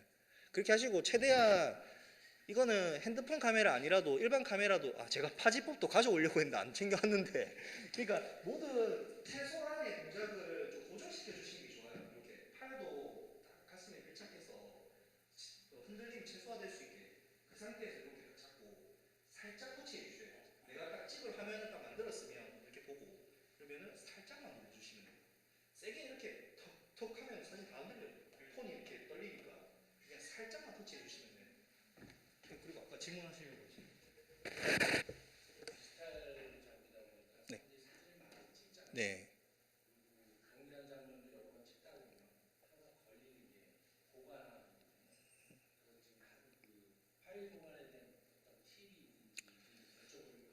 예. 네.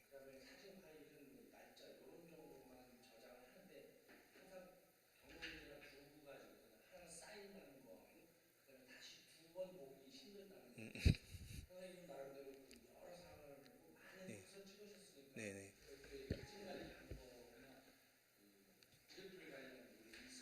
일단 이거는 그 PC의 구조적인 문제인데 최대한 그 폴더는 한글을 사용하시면 위험해요.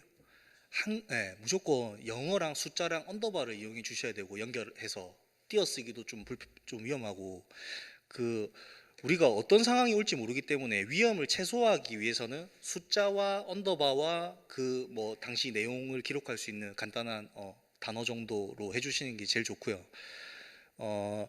그 다음에 한 달, 두 달 지나서 안 본 사진은 또 한 번 지워주시고요. 한 번도 안 열어봤다. 그러면은 그 다음에 또 한 6개월 정도 있다가 또 한 번 또 싹 지워주세요. 그다음에 한 1년 있다가 안 본 사진은 평생 안 봐요. 앞으로도. 그래서 저 같은 경우도 엄청나게 많이 산재해 있거든요. 근데 관리를 엄청 하죠. 저도 항상 더블 더블 저장해 놓고 이게 날아가면 저는 이제 이 생업이기 때문에 예, 그래서 선생님보다 더 복잡해요. 이게 막 집에 가면 막 사무실도 그렇고 그래서 항상 저도 저장하고 아 이거는 한번 보겠지 하는 거를 따로 또 빼놓고 한 달, 두 달, 3개월 정도 있다가 한번 다시 본 다음에 시간 날 때 그때 보고 한번 다시 셀렉을 하고 거기서 남은 거는 그 자리에서 바로 지우고 그 다음에 또 한 6개월, 1년 있다가 한 번 더 보고 그 다음에도 안 보는 거는 그냥 싹 지우고 예. 그렇게 해야 자꾸 안 사셔도 되잖아요 하드를.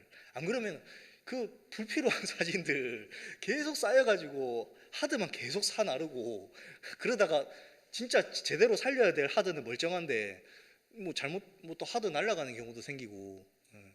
그러니까 그런 식으로 단계별로 지워주시는 게 좋은 것 같아요. 제가 경험해 보니까 예. 좀 도움이 되셨으면 좋겠네요. 좀 사진을 좀 많이 찍으시는가 보네요. 파일이 그렇게 쌓일 정도시면. 디지... 네네. 예예.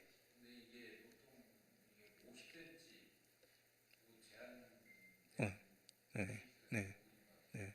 그러니까 핸드폰 카메라 전자식의 그런 카메라가 아니라도 소프트웨어적인 거잖아요. 그거는. 근데 광학적인 카메라도 카메라 렌즈도 최단 초점 거리가 있어요. 이 렌즈는 50cm가 최단 초점 거리예요. 그게 무슨 말이냐면 제가 여기서 이 마이크를 찍고 싶은데 이 거리가 30cm밖에 안 돼. 그러면은 안 찍혀요. 이게 초점이 안 맞아요. 그게 최단 초점 거리거든요. 그러면은 이게 렌즈가 50cm가 최단 초점 거리면은 제가 결국에 20cm 더 뒤로 가서 찍어야 얘가 초점이 맞아요. 그러니까 그거는 뭐 물리적으로 어쩔 수 없는. 네. 네. 네.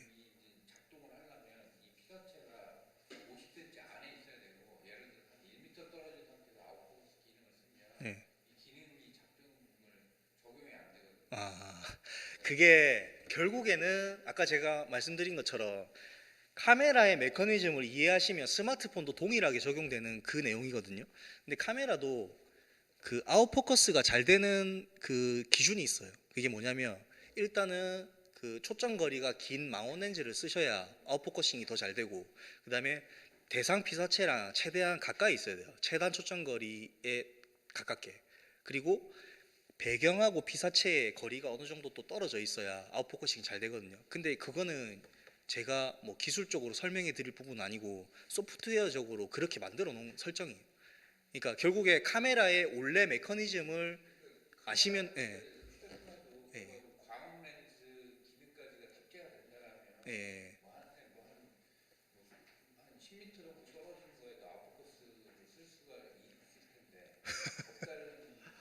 아, 그렇죠. 그거는 앞으로는 나오겠죠. 나오겠으나 아마 나오면 비쌀 거예요. 비싸거나 핸드폰 자체의 기본 기능으로 안 나오면 뭐 추가 옵션으로 아마 그거를 뭐 애플이나 삼성에서 만들어내지 않을까 싶은데 요즘에 음식 사진 모드 이런 거 말씀하시는 거죠. 예. 그러니까 저희 와이프도 그런 거 많이 찍는데 잘 안 찍혀서 뭐 뒤로 갈 때도 있고 앞으로 갈 때도 있고 그렇게 하는데 그게 결국에는 실제 카메라의 광학적인 그 메커니즘하고 맞물려 있는 같은 선상이 있는 거예요. 그러니까 기술적으로 그게 손쉽게 해결이 안 되니까 전자식으로. 아, 그래서 시간이 지났는데도 자리를 다 지켜주시고 대단하시네요. 어, 뭐 저는 더 있어도 돼요. 더 물어보셔도 됩니다. 끝내도 되고. 그러면 어떻게 선생님 어떻게 할까요? 네. 그러면 뭐 더 궁금하신 거는 음, 그 네이버나 유튜브에도 자료가 엄청나게 많습니다 요즘에. 그냥 아 유튜브 뭐 이렇게 생각하실지 모르겠는데 저도 공감을 못했어요 얼마 전까지. 근데 아, 뭐 유튜브 이렇게 했는데 유튜브에 들어가면 요즘에 젊은 친구들은 그러니까 뭐 10대 20대 이런 친구들은 저희가 많이 사용하는 뭐 넷땡버 이런 거 검색 안 하고 다 예, 거기 들어가서 검색을 해요. 검색을 하면은 그 초록 창보다 더 자세하게 나와요 이게. 그러니까 유튜브 유땡부를 많이 사용하시고 거기 보시면은 직관적으로 사진을 어떻게 잘 찍는지에 대해서 정말 기술적인 부분들이 많이 돼 있고요. 오늘 저는 그래도 뭐 타이틀이 인문학 강좌이기 때문에 너무 기술적인 부분에 안 치우치고 뭐 여러 가지 구조적인 얘기들을 좀 했던 것 같습니다. 오늘 들어주셔서